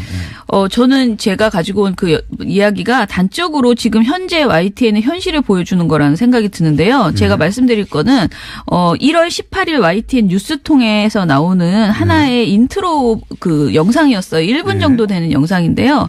이게 언제 나온 거냐면 MB 수사에 대해서 본인이 이제 이거는 정치 보복이다라고 이명박 전 주장했죠. 대통령이 네. 이 수사는 정치 보복이라고 했을 때. 네네. 그때 당시에 나온 보도예요. 그런데, 처음에 보도가 시작이 되면은, 이게 이제 그 MB 관련된 보도 앞에 붙는 인트로 영상이거든요. 근데 2009년 고 노무현 전 대통령 연결식을 보여줍니다. 그리고 거기서 이제 백원우 민주당 의원이 어디서 분양을 해 하면서 격렬히 이제 항의하다 끌려나가는 상황을 보여주고요. 그리고 이제 MB 측이 그 사과하는 장면을 인사를 하는 목례를 하는 장면이 보이는데 여기서 사과하라는 시민들의 외침과 유가족 노건호 씨에게 목례를 하는 이명박 전 대통령 부부에게 노건호 씨가 고개를 숙이지 않는 모습을 보여주면서 자막이 이렇게 나와요. 상주는 고개를 숙이지 않았다. 예. 그리고 이런 영상이 이제 그 영상의 절반이고요. 나머지는 MB 수사 내용을 쭉쭉쭉 자막으로 쳐준 다음에 마지막에 뭐라고 나오냐면 자막이 노무현 전 대통령 죽음에 대한 정치 보복. 이렇게 자막을 써줍니다. 거꾸로 돌아간 역사의 수레바퀴, MB 조여오는 검찰 수사라는 자막도 씁니다. 한마디로 이 영상을 보면은요, 이 모든 것이 정치 보복이다. 이 얘기를 영상 하나에 1분짜리 영상에 엄청 잘 담았거든요. 그러니까 이런 거죠. 이명박 전 대통령을 수사하는 것은 노무현 대통령의 죽음 때문이다를 그렇죠. YTN이 본인들의 아나운서의 입으로 주장하지는 않는데 이 프레임은 기본적으로 보수 정당의 주장이거든요. 그렇죠. 예, 보수 정당이 딱 요 프레임으로 말하고 있는데 요 영상을 논평 없이 보여주는 거죠. 이 영상을 관련 보도 앞에 붙여버리기 때문에 네. 뒤에 이어지는 보도는 아무 의미가 없어지는 그래서 저는 거예요. 이게 그냥 프레임이 딱 그렇게 짜져버린 거죠. 실제 이명박 전 대통령을 조인 것은 이명박 전 대통령의 측근들이에요. 네. 실제로는. 그렇죠. 측근들인데 요렇게 제가 아까 말씀드린 의제 설정부터 보수 편향이다. 네. 의제 설정을 그렇게 해놓고 네. 그 안에서 이제 이쪽 목소리와 저쪽 목소리를 기회적으로 담는데 네. 지금 이런 의제 설정을 해놓고 이미 인상을 그렇게 받은 이후에 양쪽의 주장을 들으니까 네. 여론조사할 때 만약 이렇게 하면 한쪽으로 확 쏠리거든요. 그렇죠. 그런 식의 의제 설정을 틀어놓는 경우가 가장 큰 문제다. 네. 저는 그렇게 게다가 아까 그 제가 말씀드린 그 영상을 보여준 다음에 두 건의 두 꼭지의 보도를 전하는데 그게 하나는 청와대 입장, 하나는 MB 측 입장 네. 이렇게 전해주고 끝내요. 그런데 문제는 이날 뉴스통 전체 방송에서 진짜 이명박 그 전 대통령 비리가 무엇인지 그날 어떤 것들이 그러니까 있었는지 이런 내용은 보도를 하지 않는 그러니까 거예요. 이게 뭐 140억의 정체는 무엇인지 그럼 한번 따져보자. 이렇게 그렇죠. 들어간다든가. 네. 그게 아니고 이렇게 이제 연결식 장면을 보여주고 이명박 전 대통령이 정치 보복이라고 한 다음에 네. 양쪽이 보복이다 아니다. 그렇죠. 그러면 기계적 균형은 지켜진 네. 것 같거든요. 네. 하지만 맨 앞에 의제 설정 프레임은 틀어져 있는 거예요. 네. 그러니까 사태 본질을 전달 안 하고 그냥 끝나버리기 때문에 전 이건 명백한 그 편파적인 보도다. 이건 균형을 맞춘 것이 아니다라고 이야기할 수밖에 없다. 그게 이제 프레임부터 출발이 그렇게 되어 있다는 게 저는 큰 문제. 이것뿐만 아니에요. 사실 예, 맞아요. 거의 대부분이 이런 대부분이 식입니다. 이렇게 네. 의제 설정을 그렇게 한 다음에 그 안에서 양쪽의 균형을 지켰다고 자기들은 네. 빠져나갈 구멍을 만들지만 네. 이런 보도가 뭐 남북 문제에 있어서 그렇습니다. 네. 남북 문제에 있어서 그렇고 이렇게 정치적으로 갈리는 문제 또는 뭐 최근에 여러 가지 화제 나면은 의제 설정을 일단 보수가 설정하고 공격하는 포인트로 딱 잡아요. 네, 맞아요. 그 안에서 어떻게 싸우냐를 보여주는 예. 의제 설정 기능을 가졌다는 게 중요한 거죠. 네. 프레임이 아무튼 왜곡된 상태에서 기계적 균형만 맞춰버리니까 본질이 하나도 전달이 안 되는 거예요. 그 사안의 중요성이. 예. 네. 그 다음에 그 안에서의 양쪽의 주장을 전달하는 건 합니다. YTN은. 네. 맞아요. 그래서 종편보다는 네. 낫다라고 이제 표현하신 거죠. 근데 여기서 끝나는 게 아니라 그 다음에 이런 보도 후에 뭐가 나오냐면 토크가 나와요. 예, 토크를 많이 하죠. 여기서 이제 결정해 줍니다. 네. 어떻게 생각할지 방향을. 네. 그 YTN이 그 종편처럼 시사 토크쇼를 많이 하진 않지만 하루 종일 뉴스를 하는데 뉴스 속 곳곳에 종편과 같은 모양새로 패널들이 나와서 대담을 하는 그런 코너가 많이 있습니다. 네. 그런데 최근에 이상할 정도로 YTN에 출연하는 패널의 성향이 지나치게 편향되어 있다라는 제보를 많이 저희가 받게 되었어요. 이상하진 않고 예전부터 그랬어요. 굉장히 많이 받아요. 이전보다. 최근에 더 많이 받았어요. 그런데 사실 이런 문제점은 YTN 구성원들이 이미 인지하고 있었던 것으로 보이는데요. 어떻게 YTN 노조 산하의 공정방송 추진위원회가 그러니까 재작년이네요. 2016년 12월 말일, 12월 29일에 보고서를 하나 발표한 적이 있습니다. 이때는 박근혜 국정농단 사태가 한창이던 시기였죠. 이때 보고서의 핵심 내용은 YTN에 출연한 정치평론가의 성향이 지나치게 여당인 새누리당에 편중되어 있다라는 것이었어요. 2016년 2016년 11월 1일부터 12월 19일까지의 정치평론가를 모두 출연한 분들을 다 조사해봤더니 644회 중에서 253회로 새누리당 관련된 분들이 가장 많았다. 네.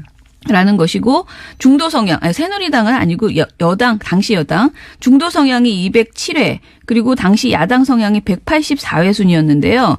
이게 보면 야당 성향이 지금 민주당 성향인 거죠. 네네, 그렇죠. YTN 노조가 말한 것은 이런 거예요. 그러니까 야당 성향 평론가의 출연 횟수가 여당 성향 평론가의 70% 수준에 머문다. 네. 이것은 지나치다. 단순한 허용 오차라고 받아들이기 어렵다라는 것이거든요. 심지어 현직 국회의원이 출연하는 경우를 보면 새누리당 의원 출연한 것이 12번인데 그 같은 시기에 더불어민주당과 국민의당 의원 출연 횟수는 8번이었다고 합니다. 그리고 더불어민주당의 주류로 볼 수 있는 인물은 단 2번밖에 나오지 않았다고 합니다. 이게 참 교묘한 건데요. 예. 예, 교묘한 건데 아까도 말씀드렸다시피 의제 설정 이것이 만약에 YTN이 보도 전문 채널이 아니라 네. 시사 평론을 하는 것이면 또 다릅니다. 네, 그렇죠. 예, 종편은 그런 의미에서는 그렇게 하면 안 되지만 아예 정하고 가거든요. 네. 우리는 보수 편이야. 처음부터 끝까지 이렇게 정하고 가기는 가는데 여기는 그렇지 않다고 하는 곳이거든요. 예, 예. 그렇지 않다고 하는 종편이야 조선일보나 동아일보의 채널이고 그래서 감안하고 보는 점이 없잖아 있어요. 근데 이 YTN은 분명히 기계적으로 최소한 공정하다는 인식을 가지고 있거든요. 국민들이. 예. 그렇게 인식하는 가운데 의제 설정을 그렇게 한 다음에 뉴스는 조금 전에 말씀드렸다시피 의제 설정 안에서 틀어놓고 네. 그런 다음에 이제 이어지는 토크에서 이렇게 한쪽이 몰리는 패널들이 그렇죠. 나오니까 전체적으로 뉴스를 보고 있으면 예. 보수 정당이 주장한 게 맞구나 하고 인식하게 되죠. 그런데 네. 심지어는요, 최근에 종편은 눈치를 굉장히 많이 보잖아요. 재승인 이후에 위축돼 있거든요. 그래서 종편은 오히려 패널이 덜 편향적이에요. 저희가 보기에. 그런데 YTN은 최근 거를 사례를 보니까 저희가 올해 1월 2일부터 7일까지 일주일간 YTN에 가장 주요한 그 저녁 프로그램이 있어요. 뉴스나이트라고 밤 10시에 방송되는 방송인데 이것에 출연하는 그 나이트 포커스에 출연하는 패널들을 분석을 해봤어요. 그랬더니 핵심 토크죠 이게. 예. 그런데 6일간 나이트 포커스에 출연한 패널이 총 14명이었는데 이 중에서 자유한국당 등 보수권을 대변하는 인물이 11명. 14명 중에 중립적 성향을 가진 분이 2분, 그리고 여당 성향은 1분에 그쳤습니다. 그러니까 굉장히 지금도 여전히 그러니까 2016년 말이 아니고 지금 현재도 굉장히 편향적인 패널 배치를 하고 있다. 아닐 것 같은데 실제로는 이렇습니다. 네. 그렇습니다. YTN을 보고 있으면 뉴스를 그냥 스트레이트로 전달하는구나 라고 생각되는데 실제로는 이렇습니다. 네. 네. 실제로는 이래서 노조 내에서 계속 문제 삼는 거죠. 예. 예. 그리고 문제 발언을 하는 패널들도 굉장히 많아요. 그러니까 많은 분들이 종편에서만 그런 발언이 나오리라 오보막말 편파 뭐 그런 발언이 사실은 YTN에서도 여러 번 나오고 있다라는 것이에요. 좀 예를 들어서 최근 사례를 보면 1월 2일에 YTN 뉴스나이트에서 그때 당시에 이제 우리은행이 초등생 그림을 2018년 달력에 넣은 것을 가지고 뭐 종북 친정권 그림이다라면서 비판 많이 자유한국당이 비판했던 사안이 있었잖아요. 여론을 통해서는 비판을 많이 받았는데 자유한국당은 이게 이제 초등학생까지 이렇게 인공기를 그려놓는 시대가 됐다면서 비판했는데. 그런데 이날 출연했던 최직령 변호사라는 분이 방송에 나와서 뭐라고 하셨냐면은 저희 패널로도 잠깐 있었는데요. 네. 그 앞에는 그냥 남들이 다 하는 얘기를 그냥 했는데요. 그러니까 초등학생이 그린 거 맞냐라는 얘기를 했는데 이런 얘기를 합니다. 보송보송하게 생긴 베고니아가 저게 우리가 일반적으로 얘기하는 김정일화 그리고 그 옆에 있는 꽃이 김일성화다라고 말하고 전체적인 상징적인 의미를 봤을 때 과연 초등학생이 아무런 의미가 없이 그냥 그린 것인가에 대해서는 상당히 의문이 생길 수밖에 없다.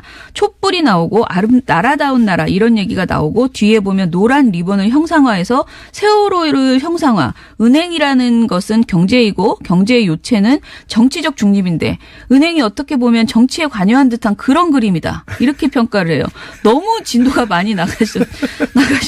진짜 초등학생이 그린 게 맞는데 네네. 초등학생이 세월호도 형성하고 은행도 형성하고 그다음에 김일성화도 형상화하고 김정일화도 그래서 서울에서 조용필 씨 노래에도 나오는 베고니아 꽃이 이제 종북꽃이다. 이렇게 또 이야기를 하고. 베고니아 꽃이 종북꽃이라는 얘기는 그렇잖아요. 내가 없는 얘기인데. 그래서 네. 이런 황당한 얘기가 YTN 전파를 탔는데 사실은 이게 얼마든지 반박이 많이 나왔던 내용이었거든요. 심지어는 박근혜 전 대통령의 의장을 맡았던 민주평화통일자문회의의 2014년 공모전에서 이때 당시에도 인공기가 이제 그려져 있는 그림이 엄청 많이 나왔어요. 예. 한 절반 가까이 나왔을걸요. 그렇죠. 아니, 그리고 장관상을 받았어요. 남북 통일을 주제로 하라 그러면 그릴 네. 수 있는 국기가 뭐가 있습니까? 태극기 아니면 인공기인데요. 그래서 예. 수상작의 절반 정도는 인공기를 그리고 있어요. 그러니까 이런 내용이 반론이 전혀 안 나오고 일방적으로 완전히 비판하는 그런 내용만 그러니까 자유한국당 입장만 대변하는 그런 패널이 나왔다는 초등학교에까지 거죠. 네. 이 종북 사상이 스며들어서 초등학생이 김일성화를 그리고 있다 뭐 이런 네. 거죠. 김정일 꽃 참. 좀 아무튼 당황스럽습니다. 근데 이런 내용이 이제 앞에 이런 논란이 있다고 네. 기계적으로 보도한 다음에 그다음에 전문가라는 분이 나와서 이런 얘기를 하면 그쪽 방해로 쏠리는 게 맞잖아요. 근데 또 이때 앵커가 잘 정리해주면 또 되잖아요. 네, 제가 근데- 만약에 있었으면은 말도 안 되는 얘기 좀 그만하시라 실 텐데. 예. 근데 지금 YTN의 진행자도 사실은 심각하다. 종편 진행자 못지않다. 굉장히 편향적인 질문을 많이 하더라는 겁니다. 예를 들어 볼게요. 21일에 오전 9시에 현성월 단장이 이제 왔죠. 그래서 21일, 22일 내내 YTN과 연합뉴스TV는 거의 그냥 현성월 TV였거든요. 근데 20일 YTN 뉴스 Q라는 프로그램에서 앵커의 행태를 보겠습니다. 먼저 뭐 패션에 무슨 의미가 있냐, 왜 저 옷을 입었을까요? 이런 질문은 워낙 흔한 이야기라서 생략하고요. 이날 패션을 넘어서서 현송월의 믹스커피에 대해서 이야기가 진행됩니다. 그러면서 김대근 앵커가 믹스커피 말고 아메리카노 달라고 전해지기도 했는데 이게 인상적이었는데 어떻게 들으셨어요? 라고 물어요. 그랬더니 패널이 그거 별로 중요하지 않다라는 식으로 크게 문제 없다라고 대답을 합니다. 그랬더니 앵커가 다시 묻습니다. 그럼에도 불구하고 사실 현송월의 모습을 보면서 이게 일반 북한 주민들의 모습과 어떤 차이점이 있을까 이런 궁금증이 들기도 하더라고요. 아까 커피 질문을 드렸습니다만 사실 북한에서는 커피 한 잔이 며칠치 임금에 해당된다는 이런 얘기도 있거든요. 실제로 어떤가요? 라면서 다시 한번 믹스커피에 대해서 또 화제를 꺼내는 거예요. 네.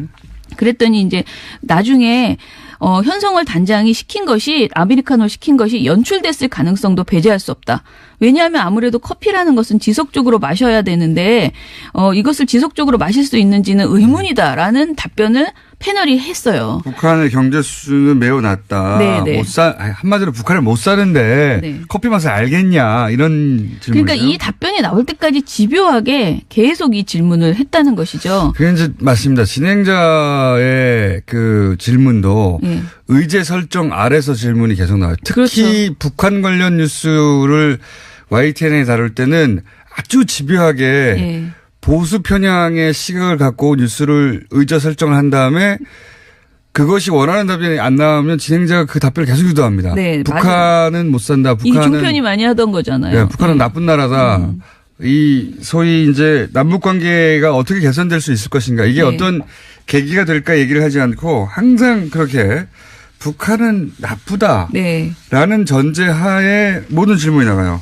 그러니까 기본적으로 앵커 질문이 너무 수준이 낮고 부적절한 답변을 전혀 방향을 틀어주기는커녕 더 부적절한 질문을 계속. 수준은 저도 낮으니까 네, 할 말은 그거는 없는데요. 좀 제 말은 수준이 낮은 거는 둘째치고 의도된 방향으로 네. 그러니까 뉴스 속에서 애초에 설정된 의도대로 질문을 반복적으로 보수 편향으로 하죠. 네, 예. 그렇죠. 뉴스 진행자도 그렇게 합니다. 그래서 가만히 보고 있으면 부지불식간에 보수의 의제와 네. 보수의 방향성과 예, 보수의 문제의식 주장을 흡수하게 돼요. 그렇죠. 기계적으로 분명히 맞추는 것 같은데 그건 기술적으로 객관적으로 보여요 일단은. 네, 객관적으로 느낌은. 보이는데 객관적으로 보이는데 보수가 굉장히 중요하게 생각하는 의제에 있어서는 네, 그 이면에 깔려 있는 편향성을 예. 뉴스를 계속 보다 보면 반드시 느끼게 됩니다. 그렇죠. 반드시. 예. 예. 그런 세월이 굉장히 오래됐어요. 예. 예. 양지열 변호사도 YTN 토론 패널에 자주 나옵니다. 그리고 양지열 변호사는 MBC 땜빵으로 하던 예. 진행자의 생명이 끝났나요? 끝나가고 있나요? 둘 중 하나입니다. 네. 이제 곧 다시 저희 돌아올 거예요? 뉴스 공장에 나오죠. 예. 100만 번 좀 골려줄 생각입니다. 아, 왜 그러십니까? 예. 아니, 가끔 안 나와서 전 그리웠어요. 근데 예. 다행히 잘렸다고 하니까요. 자, 그렇게 만약에 이걸 이제 이런 내용의 관점에서 보지 않고 형식의 관점에서 보자면 네. 형식으로는 다 요건을 지킨 것처럼 보여요. 그래서 교묘하다고 저는 생각해 왔어요, 항상. 근데 사실 다 지킨 거는 아니에요. 그것도 왜냐하면 다 지키진 저희가 않았습니까? 늘 말하지만은 저는 이 얘기를 정말 많이 드리고 싶은데 얘기하고 싶은데 어떤 뉴스가 어떤 사안에 대해서 찬반의 의견을 똑같이 전한다고 해서 그게 좋은 보도는 아니잖아요. 그것도 맞습니다. 예. 그건 또 다른 이야기인데. 예. 그러니까 보도에서 BBC 가이드라인을 보면요. 보도에서 일련의 시각이나 의견을 동일한 비율로 다룰 것을 요구하는 거 아니다. BBC는 대신 적절한 비중을 달성하도록 노력해야 한다라고 얘기해요. 그러니까 소수 견해를 우세한 의견과 똑같은 비중으로 다뤄야 하는 것은 아니다. 그거가 진짜 문제입니다. 예, 이렇게 맞습니다. 밝히거든요. 근데 우리 지금 YTN 보도는 모든 것을 그냥 딱 반반 지키처럼 예를 보도를 하는 들어서 거예요. 이제 태극기 집회 때를 생각해 보시면 네. 탄핵 찬성 여론이 80%였거든요. 네. 그때도 반반이라면 얼마나 문제가 있습니까? 그러니까 그거는 한마디로 국정농단을 어떻게 반반으로 밝혀낼 수가 있어요. 다 그러니까요. 모든 것이 반반으로는 못하는 실체적 진실을 찾아야 되는데 이 부분에 있어서 YTN이 그 노력이 거의 이제 안 되고 있다. 그냥 반반의 함정에 빠져버렸었다. 이 얘기를 드리고요. 저는 사실 YTN이 자신들이 가진 보도 철학에 의해서 항상 반반이라고 하면 네. 모든 걸 그렇게 반반으로 보도하는 것만으로도 그동안 지난 한 9년 10년간은 크게 문제가 있었기 때문에 네. 자기 역할을 하는 거라고 볼 수도 있는데 네. 그렇게 반반으로 보도하는 것 같지만 의제 설정부터 방향 유도는 보수로 흘러왔다는 거죠. 항상. 그렇죠. 이게 반반도 그건 맞아요. 아니에요. 지금은 이제 만약에 반반이면 괜찮냐. 반반도 문제라고 하시는 거고. 그죠? 예, 예. 아예. 그렇죠. 양쪽 다 똑같이 반반을 하는 것도 문제라고 말씀하시는 건데 그것도 문제죠. 예. 그거는 이제 언론이 비겁하다. 이거는 국민 눈가기를 가리는 거예요. 그렇죠. 그 비겁하다. 반반. 예. 이쪽은 8대2 꼭 비중 그러니까 국민 여론이 80%가 이쪽을 지지한다. 네, 네. 그러면 8대2의 비중을 따라서 보도해 드리지 않느냐. 이 얘기일 수도 있고 더 나아가서는 서로 정반대를 하더라도 때로는 네. 언론이 자기가 믿는 바에 따라 20%를 지지할 수도 있잖아요. 그렇죠. 네. 네. 그 말씀하신 건데 거기까지 가지도 않고 저는 네. 반반도 안 한다는 거죠. 속으로는. 반반인 척 한다. 이게 가장 큰. 그러네. 예. 예. 맞습니다. 반반인 척 한다. 이게 큰 문제라고 봅니다. 예. 이렇게 생각하시지 않는 분도 있겠죠.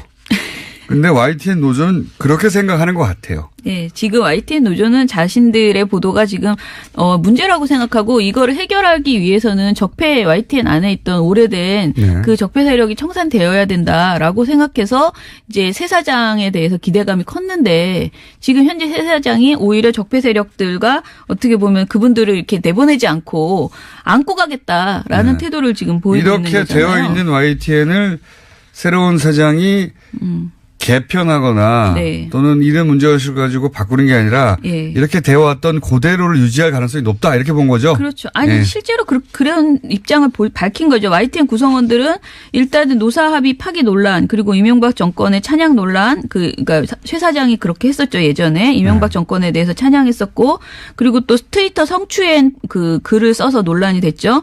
이런 것들 때문에 사퇴를 요구하고 있지만은 사실은 이것이 이제 그 YTN의 현재 편파 왜곡 논란이 최 사장과 무관하지 않은 것이죠. 왜냐하면 최 사장은 지난 9년간 이뤄진 보도 파괴에 책임이 있는 보직 간부들의 인사 보류를 거부를 했어요. 그러니까 인사를. 이런 구조를 만들어냈다고 이제 책임을 물을 만한 대상인 네. 그분들을 그냥 그대로 두겠다고 하는 그렇죠. 거죠. 예. 그리고 그러니까 이제 노조는 받아들일 수가 예. 없는 거죠.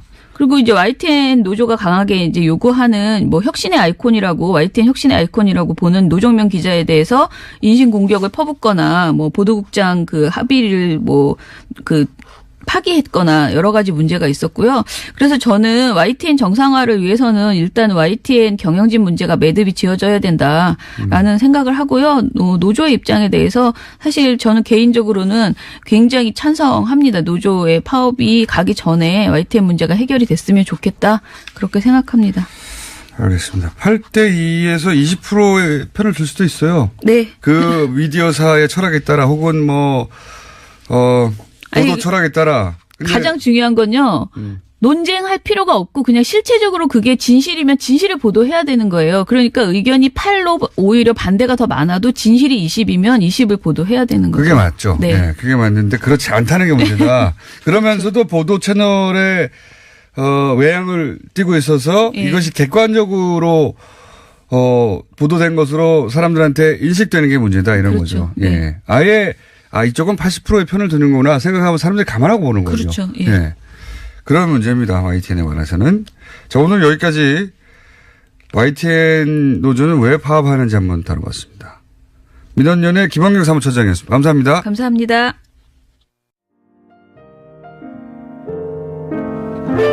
불친절한 AS. 민원연 직원들은 TV만 보고 있어도 월급을 주나요? 진짜 부럽습니다. 이거 하나도 부러워할 게 아닙니다. 왠지 아십니까? 본인이 절대 동의하지 않는 내용을 하루 종일 본다고 생각해 보세요. 예를 들어서 종편의 정치성향과 자신이 하나도 맞지 않아요. 근데 그거 하루 종일 보고 있어야 돼요. 네. 쓰러진다고 합니다. 게다가 월급도 많지가 않아요. 예. 고생하시는 분들입니다. 이상돈 의원 고정 부탁드립니다. 직설 화법에 반했어요. 저희도 그러고 싶습니다. 저희도 그러고 싶은데 아침에 일어나는 걸 제일 싫어하신대요. 그래서 1년 만에 처음으로 직접 출연하신 거예요. 네. 어떻게 해보겠습니다, 저희가. 이것도 하태경 의원님 디스 문자가 또 재밌는 게 와서 하나 들려드립니다. 예고 없이 월요일로 당기면 어떡하나요? 화요일 그 시간은 제가 건너뛰고 있었는데. 재밌어서 소개해드립니다. 명진 스님이 문자를 저희한테 오랜만에 보내셨어요. 뉴스공장 청취자 여러분, 저 명진입니다. 저 요즘 TBS TV 장윤선의 이슈파이터에서 전종훈 신부님과 함께 모든 고민 상담소를 진행하고 있습니다. 본인 코너 광고였어요. 다양한 이슈를 다루니까 많이 받으세요. 네. 코너명이 신부님을 사랑하는 스님이랍니다. 네.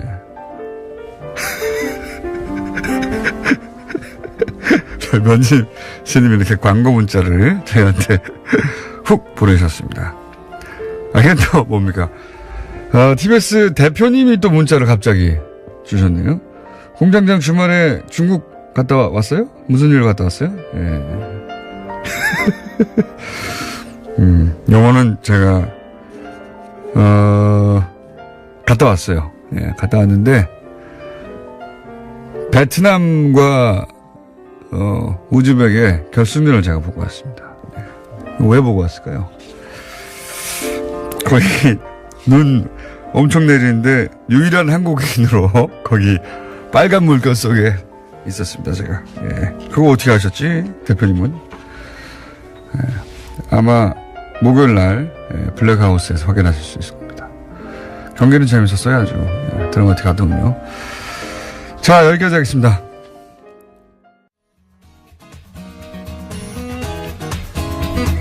자, 국제는 임상훈에게. 임상훈 소장님, 인문결 연구소에 소장님 나오셨습니다. 안녕하십니까? 네, 안녕하십니까? 예. 자, 뉴스 하청공장. 네. 잘 됩니까? 예, 잘 되고 있습니다. 예. 지금까지는 제가 혼자 진행을 했는데, 예. 이제는 다른 한 분이 도와주시기로 해서, 미모의 탤런트 한 분이 같이 하시기로 했습니다. 그래, 보이는 라디오인가요? 아니, 아직은 안 보이는데, 그 탤런트가 나오시기 때문에 이제 보이는 걸로 조만간 욕심이 많으시군요. 바꾸려고. 예, 그렇게. 뉴스 하청공장인데 점점점 일이 커지고 있습니다. 진행자가 뉴스 본 공장보다 하청 공장이 더 아름답다는 그 말씀을 드리고 싶고. 탤런트가 많으신 분을 말하는 겁니까? 전형이 아니 직업이 진짜 탤런트. 탤런트. 예, 직업이 그래요? 탤런트. 예. 네. 그거 어떻게 섭외가 되셨죠? 별로 듣지도 않는 분. 많이 듣습니다. 예. 자, 한 주간 여신 짚어보겠습니다. 네. 아프가니스탄에서 최근에 일주일 안에 2번이나 큰 테러가 났습니다. 네. 이거 좀 심각한 상황인데 20일 날은 그 인터컨티넨탈 호텔, 그러니까 둘 다 수도인 카불에서 발생했는데 네.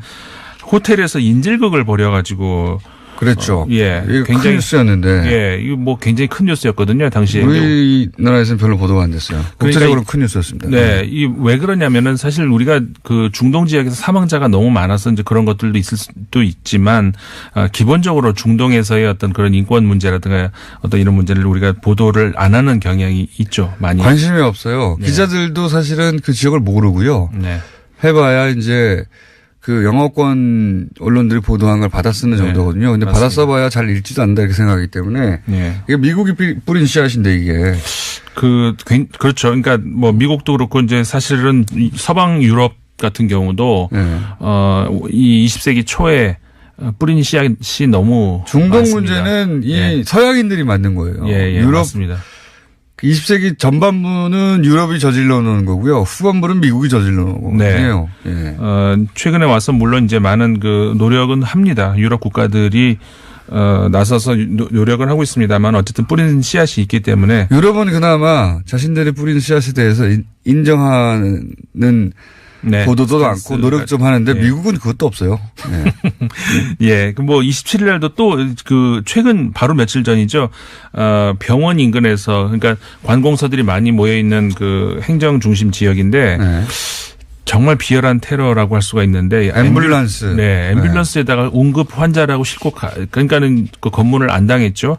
그리고 들어가서 빙 그 폭탄을 싣고 간 거예요. 네, 맞습니다. 정말 비열한 테러 행위인데 그거는 어떠한 무슨 정치적인 자신들의 그 신념이 있는지는 몰라도 이거는 아니죠. 이건 정말 탈레반 쪽에서 저지른 테러로 지금 맞습니다. 보이는데 탈레반을 키운 게 미국입니다. 예. 네.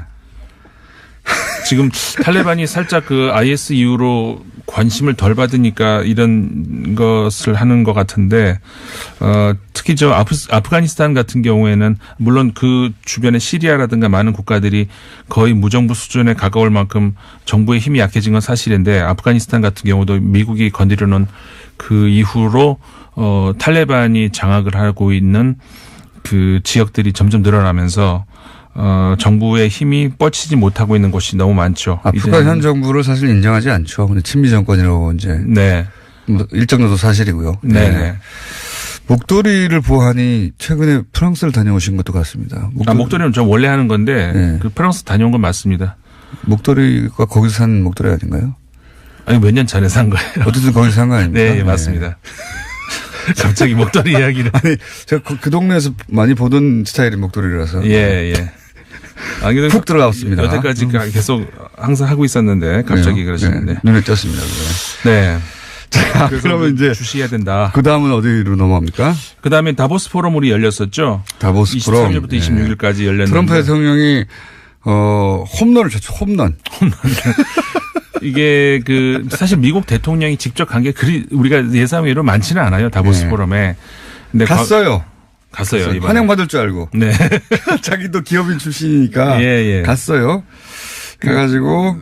저 야유까지 받았어요, 이번에는. 네, 야유를 아주 크게 받았더라고요. 근데 이게 굉장히 뭐라고 할까, 대비가 확 되는 것이 그러니까 20년 전에 클린턴 대통령이 참석을 했었거든요. 근데 클린턴 대통령은 뭐 우리가 잘 알다시피 굉장히 그 개방무역주의자잖아요. 그러니까 이쪽은 민주당이었습니다만은 민주당도 사실 경제적으로는 굉장히 개방주의자들이 이제 장악하고 있는 곳인데 그러니까 클린턴 대통령이 연설한 내용, 그 다음에 이 트럼프 대통령이 연설한 내용, 20년 사이에 미국이 주장하는 바가 정반대가 됐죠. 완전히 반대가 돼버린 거예요. 근데 이제 아까 말씀하셨습니다만은 제가 말했구나. 굉장히 야유까지 받는 정도로 현재의 그리고 트럼프 대통령을 제외한 나머지 참가 국가 정상들뿐만 아니라 학자들 이런 사람들이 미국의 성토장이 방불 할 만큼 성토장으로 말해도 과언이 아닐 만큼 다보스 포럼 자체가 기본적으로 왜 모이는 겁니까? 그렇죠. 국가 간의 교류나 뭐 이런 것 때문에 모였는데 거기서 미국 고립 미국이 성장해야 세계가 성장한다. 이 말하면 그걸 누가 듣고 있습니까? 그러니까요. 다들 그 세계 정상급이고 다른 나라의 정상급이 왔는데 그 말을 듣고 만들어진 그 자체가 그것 때문인데 미국 그러니까 트럼프의 지지자들 앞에서나 할 얘기를 거기 가가지고 한 거죠. 미국이 성장하면 당신들도 다 잘 살게 돼. 이런 얘기를 하면 아 그렇구나 할 사람이 누가 있어요 거기에. 그렇죠. 다보스 포럼에서는 참 어울리지 않는 그런 발언이었는데 네. 어쨌든 이제 그런 그 일이 올해의 다보스 포럼의 굉장히 특징이었다 이런 얘기를 할 수가 있을 것 같고. 홈런을 치긴 쳤는데 예. 파울 홈런? 아니죠. 상대편에 가가지고 홈런 친 거죠. 홈런을 그런가? 예. 네. 뭐 그렇게 얘기할 수 있죠. 아니면 농구 우리 편 투수가 나와 있는데 잘못 나와가지고 홈런을 쳐버린 거예요. 아 그런 거구나. 아 그렇게도 가능하구나. 상대편 복장 안 입고 뭐 그 정도 되는 홈런을 친 겁니다. 네, 맞습니다. 네, 트럼프 얘기가 나와서 하나 더 소식 전해드리겠는데, 네. 워낙 이제 부자고, 그거에 잘 알려진 거. 그리고 이렇게 금을 좋아하죠. 금을 그거. 굉장히 좋아해요.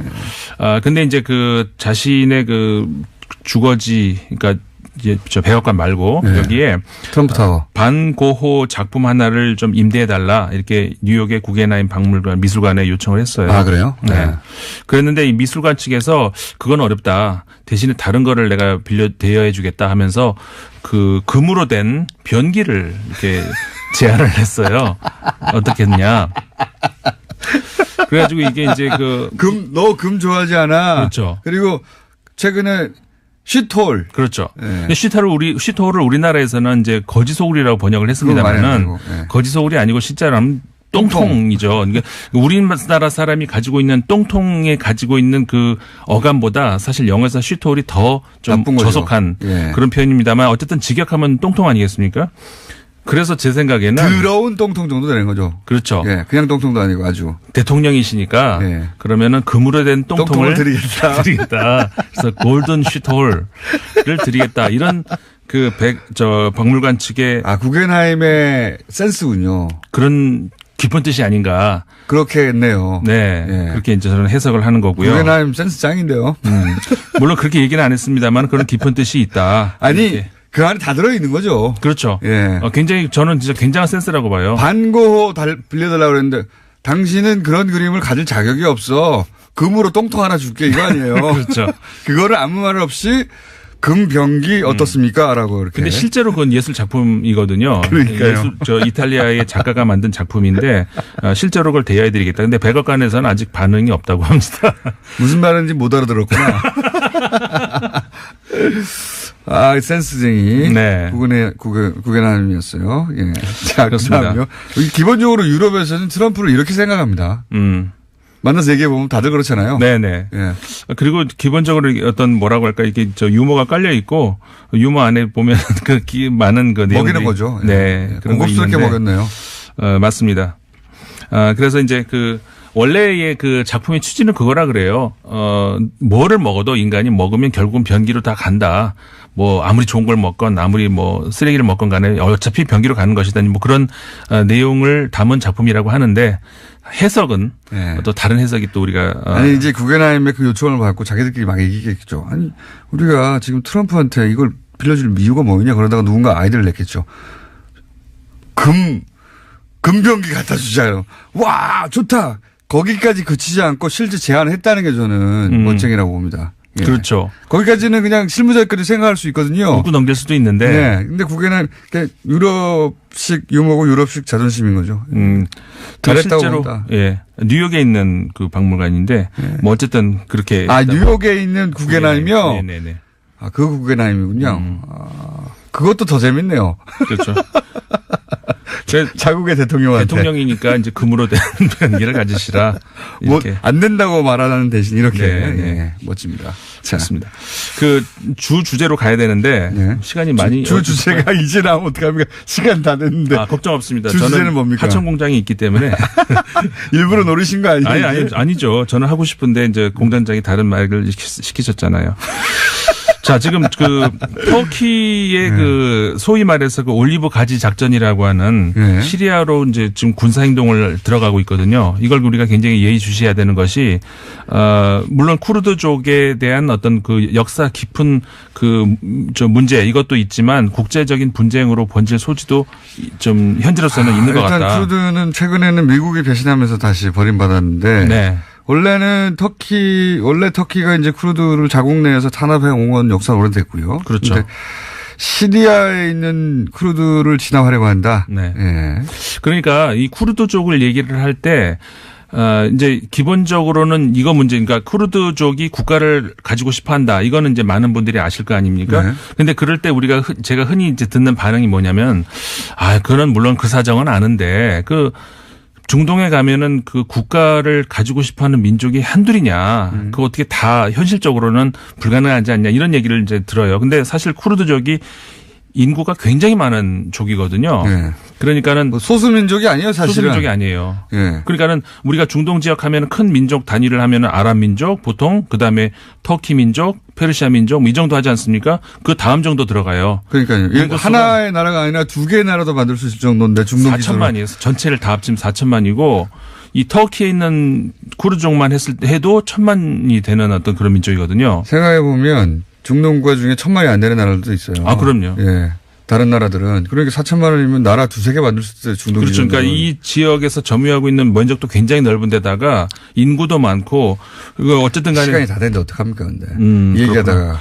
어쨌든 그래서 이제 터키군이 지금 그 시리아 영토 안에 있는 쿠르드족을 치기 시작을 하는데 이게 점점 동쪽으로 이동을 하면서 미국이 뭐라고 할까요? 뒤에서 이제 받치고 있는 그쪽까지 지금 가 있어요. 국제 분쟁이 될 수도 있다. 그렇죠. 네. 임상훈 소장이었습니다.